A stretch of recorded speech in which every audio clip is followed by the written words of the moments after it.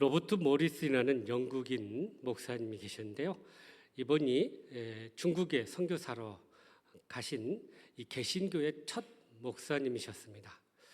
그가 1807년에 중국에 선교하려고 배를 타고 이렇게 이제 출발하게 되는데, 이때 선장이 그에게 이렇게 질문했답니다. 당신이 정말 중국을 변화시킬 수 있다고 생각하오? 그랬더니요, 이 선교사님이 아니 무슨 말씀입니까? 제가 어떻게 그 일을 하겠습니까? 다만 하나님께서 그 일을 하실 것입니다. 그렇게 확신을 가지고 중국에 가서요 27년 동안 목회를 합니다. 열심히 선교하고 복음 전했는데, 그가 하나님의 부름을 받았을 때 몇 명이 이렇게 그를 통해 구원을 얻었냐면 12명이 구원을 얻었다고 합니다. 27년 치고는 좀 적은 수인데요. 그런데 놀라운 반전이 있어요. 이분이 그렇게 돌아가시고 나서 12명의 이 사람들이 또 흩어져서 복음을 전했는데요. 한 세기 100년이 지났을 때는 놀랍게도 중국에 많은 그리스도인들이 주님 앞에 나오게 돼서요 300만 명이 그렇게 복음을 받아들이게 되었다고 합니다. 지금 당장은 열매가 없고 또 열매가 안 보일 때가 있습니다. 그러나 우리가 기억해야 할 것은 하나님께서 하나님의 때가 되면 반드시 거두시고 또 열매 맺게 해 주신다는 사실입니다. 그래서 우리는 기회를 얻든지 못 얻든지 항상 열심히 복음을 전하고 또 이 기도를 통해서 이러한 것들을 열심히 뿌려놓을 때 그렇게 하나님께서 그 모든 것을 이루어 주신다는 사실입니다. 오늘 말씀은 이 열매 맺는 신앙의 비결이 무엇인가에 대해서 말씀해 주고 있습니다. 공감복음을 우리는 마태, 마가, 누가라고 하는데요. 이 공감복음에는 예수님께서 예루살렘 입성하고 성만찬 사이까지는 여러 사건들을 다루고 있는데, 요한복음만 이 안에 있는 사건은 다 생략하고 딱 하나의 사건을 이야기합니다. 그것은 바로 이 헬라인들이 예수님 앞에 나오는 이 이야기입니다. 그러니까 이 헬라인이라는 사람들을 이 유대인이면서 헬라어를 쓴 사람이 아니라 이방인 헬라인들이 유대교로 개종을 해서 주님 앞에 나오게 된 거예요. 그래서 주님의 소식을 듣고 주님을 만나기를 원했던 거죠. 그래서 빌립과 안드레를 통해서 예수님 앞에 나와 만나게 됐는데, 예수님께서 그들을 만나시면서 뜻밖의 말씀을 하십니다. 오늘 본문에 보면 뭐라고 하냐면 인자가 이제 영광을 받을 때가 왔다라는 거예요. 이렇게 이방 사람들이 주님 앞에 나오는 것을 보고 이제 하나님의 때가 되어서 하나님께서 예비하신 그 십자가의 길을 이제 걸어야 할 때가 왔다는 거예요. 그래서 여기서 말한 이 영광은 예수님께서 십자가의 대속을 이루시고 다시 부활하시고 그 부활의 영광을 이제 얻을 때가 왔다라고 말씀하신 것이죠. 그러면서 오늘 중요한 말씀을 합니다. 한 알의 밀알이 땅에 떨어져 죽어야만이 많은 열매를 맺게 될 것임을 말씀하고 있습니다. 예수님이 한 알의 밀알이 친히 되어주셔서 죽어주시고 그래서 온 인류의 생명을 얻게 하실 이 말씀을 오늘 우리에게 증거하고 계신 거예요. 그러므로 우리도 어떻게 하면 예수님처럼 그렇게 열매를 맺어서 하나님께 영광을 돌릴 수 있을 것인지 오늘 또 주시는 말씀을 통해 주님의 음성을 듣고 그렇게 순종함으로 많은 열매로서 영광을 돌리는 저와 여러분의 삶이 되시기를 주님의 이름으로 축복합니다. 먼저 24절, 25절 말씀이네요. 시작. 내가 진실로 진실로 너희에게 이르노니 한 알의 밀이 땅에 떨어져 죽지 아니하면 한 알 그대로 있고 죽으면 많은 열매를 맺느니라. 자기의 생명을 사랑하는 자는 잃어버릴 것이요 이 세상에서 자기의 생명을 미워하는 자는 영생토록 보존하리라. 아멘. 자, 여기서 주님은 자신의 사명을 한 알의 밀알에 비유하셨습니다. 그래서 주님은 한 알의 밀이 되어 죽을 때 많은 열매를 맺게 될 것임을 말씀하고 있습니다. 여러분, 여기서 죽는다는 말은 씨앗이 그냥 없어지거나 사라지는 게 아니라 씨앗이 깨어지고 또 벗어나서 그 안에 있는 생명이 자란다는 것을 의미하고 있습니다. 그래서 겉이 깨어지고 안에 있는 생명이 드러날 때 거기에서 비로소 영원한 생명을 얻게 되고 많은 열매를 맺게 될 것임을 말씀하고 있는 거예요. 여기에는요, 놀라운 신학적이고 영적인 의미가 담겨져 있습니다. 죽어야만이 생명이 잉태된다. 다시 말하면 이것을 흔히 죽음의 신학이다라고 이야기합니다. 다시 말해서 죽음을 통해서 생명이 나온다는 것을 의미하고 있습니다. 십자가를 통해서 부활이 있게 되고 슬픔을 통해서 기쁨을 얻게 되고 희생을 통해서 열매를 맺게 될 것임을 이렇게 역설적인 진리로 우리에게 말씀해 주고 있습니다. 여러분, 여기서 죽음이란 단순히 육체적 죽음만 의미한 게 아니라 우리의 자아의 죽음, 우리의 중심성의 죽음을 사실은 의미하고 있습니다. 내 욕심, 내 교만, 내 고집이 죽어져야만이 우리가 순종하게 되고 그래서 열매를 맺게 된다는 것이죠. 내가 영적으로 죽어져야 주님은 우리 안에서 생명을 싹트게 하시고 또 우리 안에서 일하게 하시고 그래서 열매를 맺게 하신다는 사실입니다. 이처럼 예수님은 죽음을 통해 세상을 살리셨습니다. 마찬가지로 우리 역시 주님과 함께 죽어질 때 우리의 가정도 우리의 교회도 우리의 사역도 살아나게 될 줄로 믿습니다. 그래서 한신교회에 목회하셨던 고 이중표 목사님이 이 죽음의 신학을 기초로 해서 별세 목회를 하셨던 거예요. 이 별세 목회라는 게 뭐냐면 내가 죽고 내 안에 그리스도가 사시는 삶, 그것이 바로 별세 목회의 시작이었던 것입니다. 그럴 때 내 안에서 그리스도의 생명이 자라게 되고 그것은 곧 열매로 맺어지게 된다는 것입니다. 그래서 존 스토트 목사님이 이런 말을 합니다. 십자가는 예수님의 죽음만이 아니라 그를 따르는 모든 제자의 삶의 방식이다라고 말씀하고 있어요. 그러니까 우리도 주님을 따른다면 적어도 주님과 함께 십자가에 죽어지고 다시 주님과 함께 부활하여서 그렇게 주의 영광을 위해서 또 열매를 맺는 그런 삶이 되어야 할 줄로 믿습니다. 그래서 이 말씀은 먼저 예수님 자신에게 적용하셨습니다. 그래서 십자가에 죽으시고 수많은 영혼들을 구원해 내셨던 거예요. 그리고 우리에게도 동일하게 적용하기를 원하십니다. 우리 자아의 욕심, 또 고집, 또 여러 가지 우리의 욕망들이 십자가에서 죽어지고 다시 우리가 새롭게 되었을 때 우리는 주님 안에서 풍성한 열매를 맺게 될 줄로 믿습니다.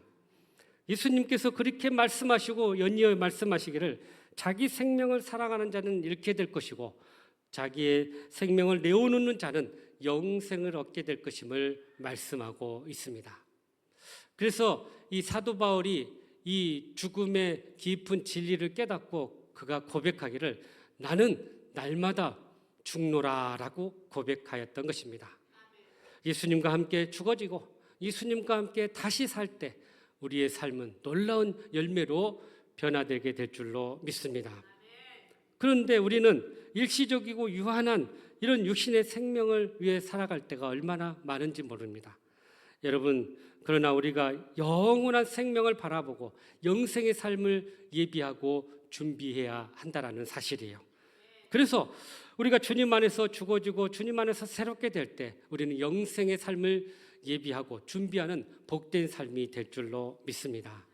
그런데 우리는 이 땅에서 마치 영원히 살 것처럼 생각하면서 그렇게 땅의 것에 매여 집착하며 살아갈 때가 얼마나 많은지 모릅니다. 여러분, 왜 우리가 갈등하고 반목하고 분열합니까? 내 것을 좀 더 가지려고 하고 내 주장, 내 이익을 앞세우려고 할 때 그곳에서 분열과 갈등이 일어나는 거예요. 그런데 주님은 섬김과 희생의 삶을 통해서 이러한 모든 갈등과 분열을 새롭게 하시고 화합하게 하시는 그런 분이셨던 거죠. 그래서 지구촌 교회에 담임하셨던 이 진재영 목사님이 이런 말을 합니다. 자기 희생이 없는 사랑은 사랑이 아니듯 자기 불편이 없는 섬김은 섬김이 아니다라고 이야기하고 있어요. 여러분, 성숙한 신앙에 세 가지 특징이 있는데요. 첫 번째는 감사와 기쁨입니다. 어떤 환경에서도 어떤 불안하고 또 두려운 상황 속에서도 감사하며 승리하는 삶이 성숙한 신앙이라는 거예요. 두 번째는 순종과 전도의 삶이에요. 어떤 말씀을 주시더라도 그 말씀에 순종하고 또 주의 복음을 전하는 그 삶이 바로 성숙한 신앙의 모습이라는 거죠. 마지막으로 성숙한 신앙은 사랑과 희생의 섬김이 있는 삶이라는 거예요. 그래서 사랑은 반드시 이 희생을 동반한다라는 사실입니다. 그런데 우리는 모두들 자기를 희생하는 것을 너무나도 싫어하고 또 그것을 꺼려한다는 것입니다. 그러나 여러분 기억하십시오. 가정과 교회 공동체는 이 사랑과 희생을 통해서 세워지고 또 열매 맺게 된다는 사실입니다. 자기를 희생하면 세상적으로 보면 손해본 것 같지만 그러나 영적으로 보면 이것이 큰 복이고 유익이라는 사실입니다.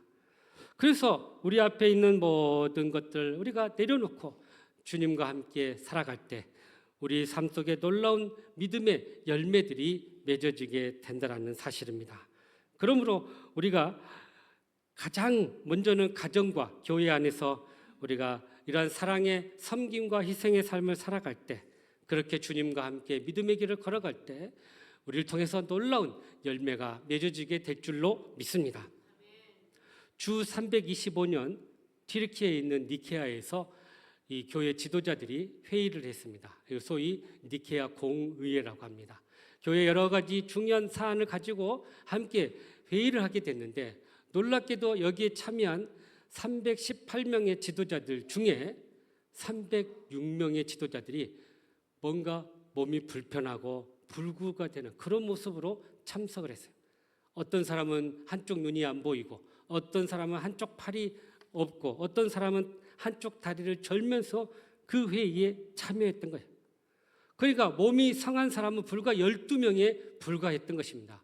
왜 이런가 하고 조사를 해봤더니 이 초기의 기독교 교회 지도자들이 예수님을 전하다가 그렇게 고문도 받고 또 고통도 받고 그렇게 어려움 속에서 신앙을 지키고 믿음을 지키고 복음을 전했을 때 복음의 놀라운 열매가 맺어졌을 뿐만 아니라 그렇게 놀라운 믿음의 역사가 일어나게 됐던 거예요.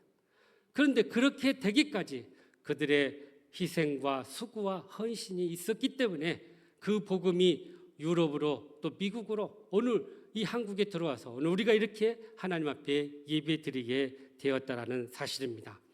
그러므로 우리가 하나님의 미랄이 되어 희생함으로써 복의 통로가 되어서 많은 사람들을 그렇게 주님께 인도해 나가는 저와 여러분의 삶이 되시기를 주님의 이름으로 축복합니다. 계속해서 우리 26절 말씀 같이 읽어볼까요? 시작. 사람이 나를 섬기려면 나를 따르라. 나 있는 곳에 나를 섬기는 자도 거기 있으리니 사람이 나를 섬기면 내 아버지께서 그를 귀히 여기시리라. 아멘. 앞서 24절에는 우리가 어떻게 해야만이 열매를 맺나 바로 우리 자신을 부인하고 우리가 죽어질 때 열매를 맺는다고 했고요. 그리고 26절에 그러면 그 제자가 어떻게 살아야 될 것임을 또한 우리에게 말씀해 주고 있습니다. 여러분 그리스도인은 어떤 사람이죠? 원래 의미는 그리스도에 속한 자, 또 그리스도를 따르는 자라는 의미를 가지고 있습니다. 우리가 예수님을 믿고 주님을 따른다면 우리는 항상 주님과 함께 해야 한다는 거예요. 그래서 오늘 말씀에도 예수님께서 나 있는 곳에 나를 섬기는 자도 거기 있으리니 라고 말씀하고 있습니다. 우리가 주님을 따른다면 주님이 있는 곳에 우리도 함께 있어야 한다는 사실이죠. 그런데 여러분 여기 이 거기라는 곳이 구체적으로 어디를 의미할까요? 바로 이 거기는 골고다 언덕에 예수님이 짊어졌던 십자가를 의미하고 있다는 것입니다. 그래서 우리가 주님을 진정으로 섬기고 따르려면 바로 우리에게 주어진 이 십자가를 우리도 지고 그렇게 주님을 따라야 한다는 거예요. 십자가의 자리에 고난의 자리에 우리가 함께 있을 때 우리는 진정으로 주님의 제자가 된다라는 사실입니다.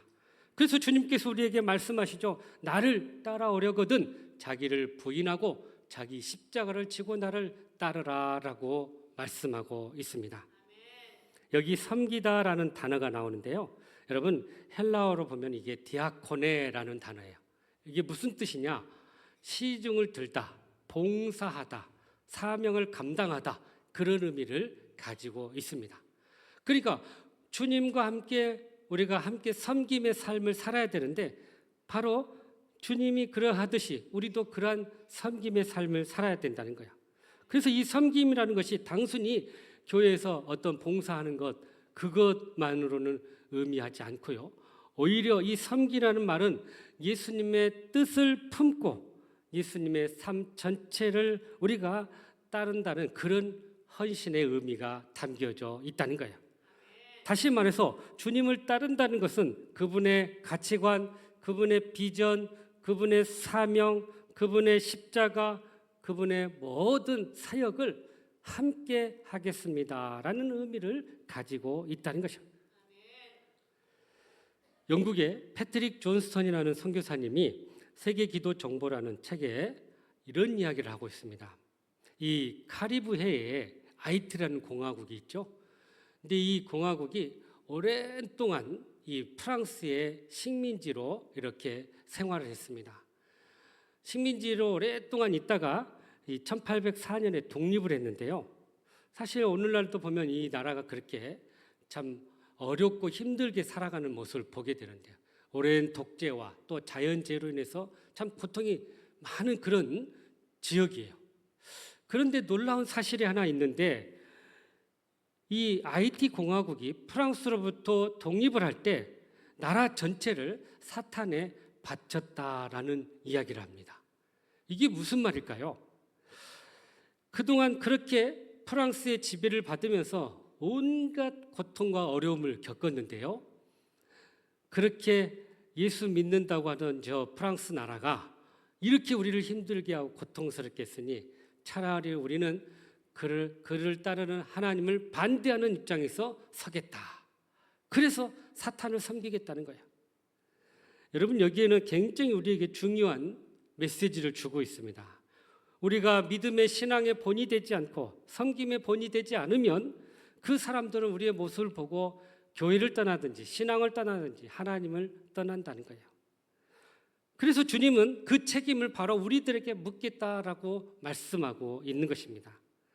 그래서 우리는 보이지 않는 이 주님을 어떻게 섬겨 나가야 할까요?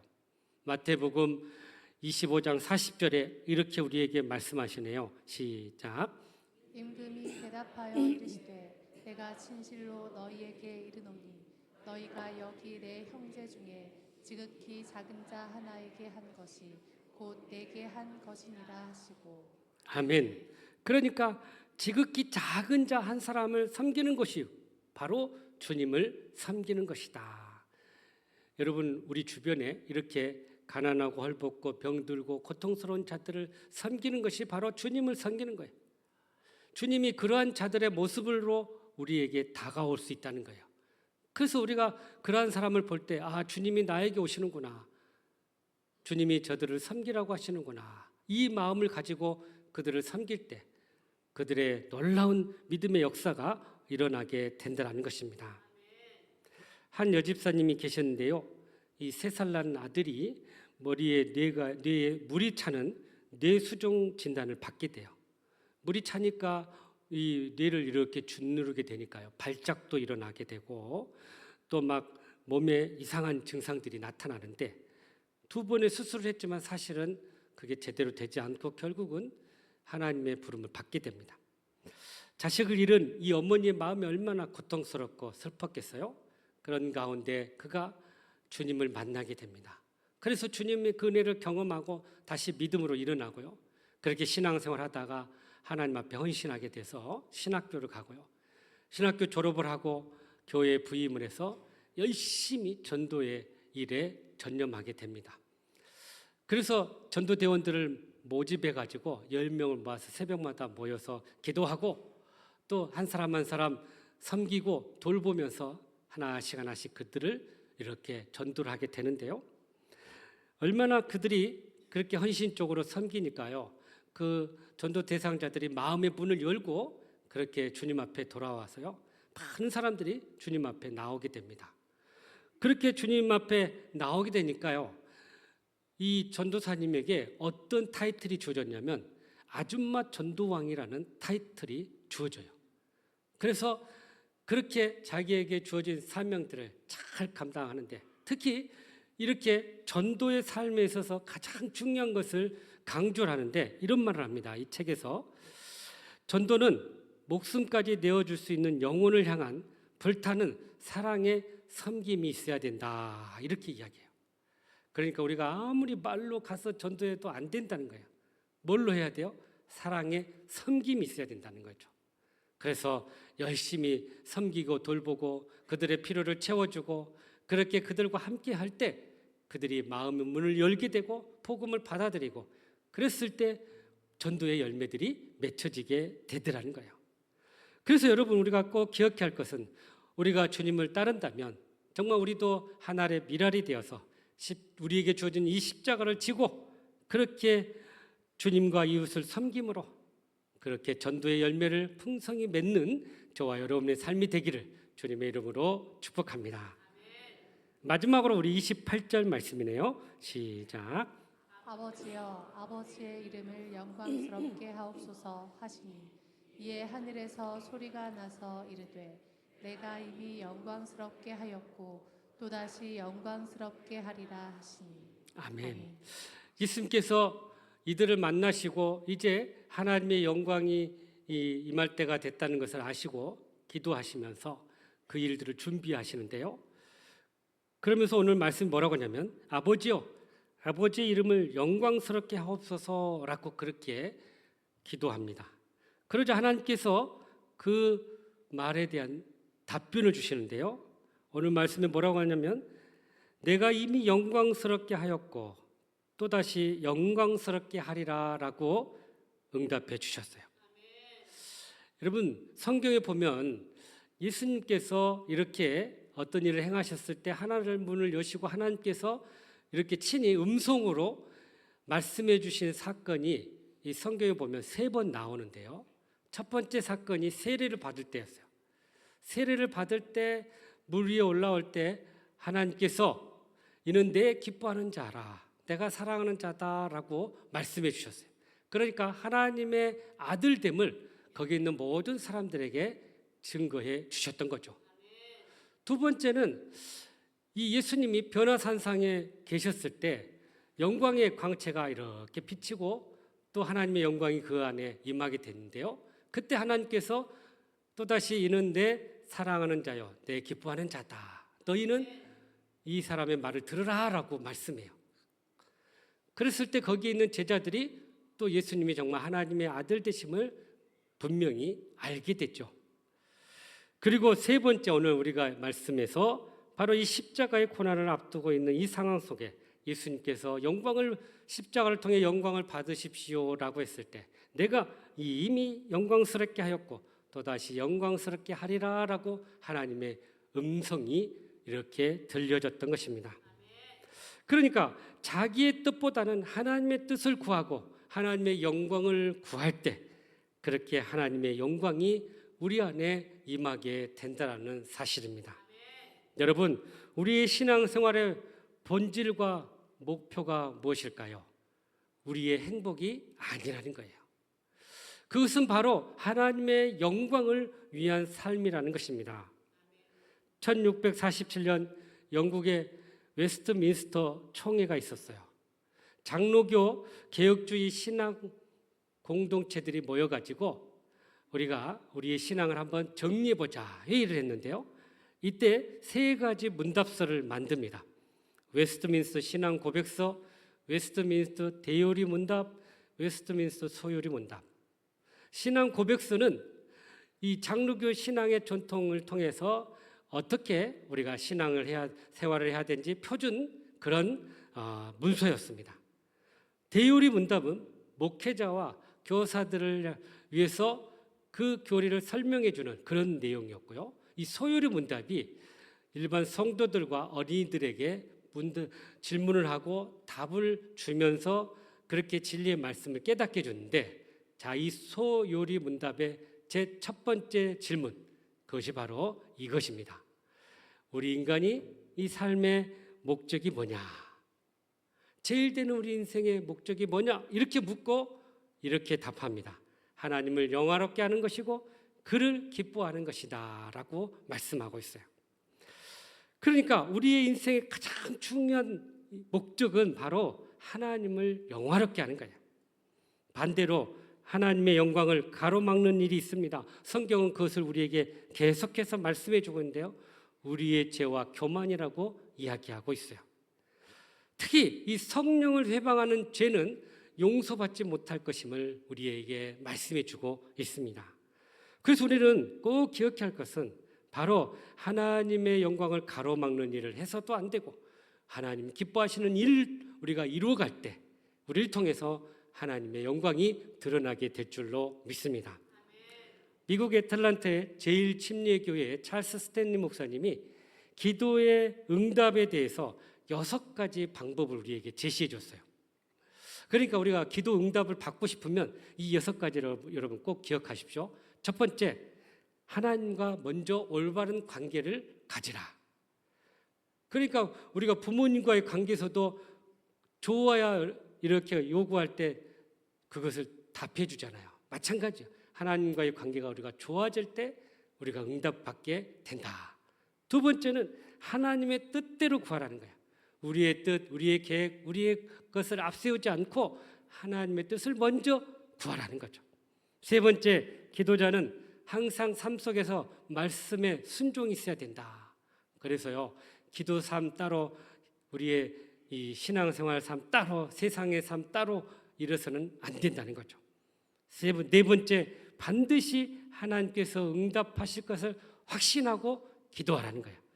다섯 번째, 가장 좋은 것으로 응답하실 것임을 믿으라는 거예요.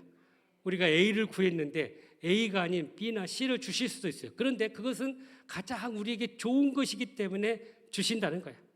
마지막 6번째가 중요해요. 우리가 응답받으려면 우리의 기도가 하나님께 영광을 돌리는 기도가 되어야 한다라는 것입니다. 하나님께 영광을 돌리는 기도는 뭘까요? 하나님의 나라와 의를 먼저 구하는 기도인 줄로 믿습니다. 그래서 바울 사도가 고린도전서 10장 31절에 이렇게 우리에게 말씀해 주신대요. 같이 읽어볼까요? 우리 이 말씀 다 아시죠? 한번 외워보십니다. 그런즉 너희가 먹든지 마시든지 무엇을 하든지 다 하나님의 영광을 위하여 하라. 아멘. 무슨 일을 하든지 하나님의 영광을 위해 살아라고 말씀하고 있습니다. 위대한 성가를 많이 작곡했던 조셉 하이든이라는 분이 있어요. 이분이 어떤 사람이 질문했습니다. 당신은 그 놀라운 음악을 작곡하는 그 영감을 어디서 얻었습니까? 그렇게 물었더니 하이든이 이렇게 대답했어요. 나는 기도할 때마다 하나님이 내 삶의 주인이시고 또 하나님이 내게 지혜를 주셔서 이 아름다운 음악을 작곡하게 하셨다라고 저는 믿고 그렇게 기도했습니다. 그러니까 하나님의 영광을 위해서 이 작곡을 했을 때 하나님께서 그렇게 영감을 주었습니다. 그래서 여러분, 이 하이든이 작곡했던 아주 유명한 곡이 있죠. 천지창조. 그것이 다 하나님의 이 영광을 생각하면서 만들어낸 거예요. 한 번은 이 천지창조를요, 비엔나 한 음악 홀에서 연주를 했는데 너무나도 감동적이니까 사람들이 마지막 끝나고 다 지휘자한테 박수를 쳤어요. 어떻게 그렇게 귀한 곡을 했냐. 그런데 이 지휘자가 이건 내가 한 게 아니라 저 뒤쪽에 앉아 계신 작곡가 하이든님이 하신 겁니다. 그래서 그에게 박수를 돌렸어요. 그랬더니 하이든이 뒤에서 서서 이렇게 이야기합니다. 아닙니다. 이것도 제가 한 것이 아닙니다. 하나님께서 저에게 영감을 주셔서 이 일을 한 것입니다. 하나님 앞에 영광을 돌립시다 하고 그렇게 영광의 박수를 올려 드렸다고 합니다. 여러분, 우리의 삶의 존재의 이유가 바로 하나님의 영광이라는 사실입니다. 그래서 하나님 기뻐하시는 일들을 우리가 해나갈 때 바로 하나님께서 영광을 받아 주실 줄로 믿습니다. 요한복음 15장 8절에 주님께서 이렇게 우리에게 말씀하시네요. 시작. 너희가 열매를 많이 맺으면 내 아버지께서 영광을 받으실 것이요 너희는 내 제자가 되리라. 아멘. 그러니까 하나님이 많은 것 중에 영광을 받으시지만 특히 우리가 많은 열매를 맺을 때 하나님께서 영광을 받으시고 우리가 진정한 주님의 제자가 된다라는 사실입니다. 그러므로 우리가 하나님의 미랄이 되어서 죽어줌으로 많은 열매를 맺고 그로 인해 하나님께 영광을 돌리는 저와 여러분의 삶이 되시기를 간절히 바랍니다. 사랑하는 성도 여러분, 열매 맺는 삶을 살기를 원하십니까? 그렇다면 오늘 주신 말씀처럼 먼저 하나님의 미랄이 되어 희생함으로 모두에게 복의 통로로 쓰임받을 수 있기를 간절히 바랍니다. 또한 하나님의 미랄이 되어서 주님과 이웃을 섬김으로 섬김의 열매를 맺을 수 있기를 간절히 바랍니다. 나아가서 많은 열매로서 하나님 앞에 기쁨을 드리고 영광을 돌릴 수 있기를 간절히 바랍니다. 그리하여서 더욱더 주님 안에서 풍성한 믿음의 삶을 살아가는 저와 여러분 되시기를 주님의 이름으로 축복합니다. 기도하겠습니다. 사랑과 은혜가 풍성하신 하나님 아버지, 참으로 우리를 통해 열매를 통해 많은 것으로 하나님 앞에 영광 돌리기를 원하신 하나님, 참으로 우리에게 주어졌던 모든 것들을 가지고 많은 열매로서 하나님 앞에 기쁨이 되는 저희들 되게 하여 주시옵소서. 우리가 희생하고 또 주님의 십자가를 함께 메고 그렇게 믿음으로 나아갈 때 많은 열매를 맺게 될 줄로 믿습니다. 그 영광을 오직 하나님께만 돌리는 저희들 되게 하여 주시옵소서. 예수님의 이름으로 기도하옵나이다. 아멘.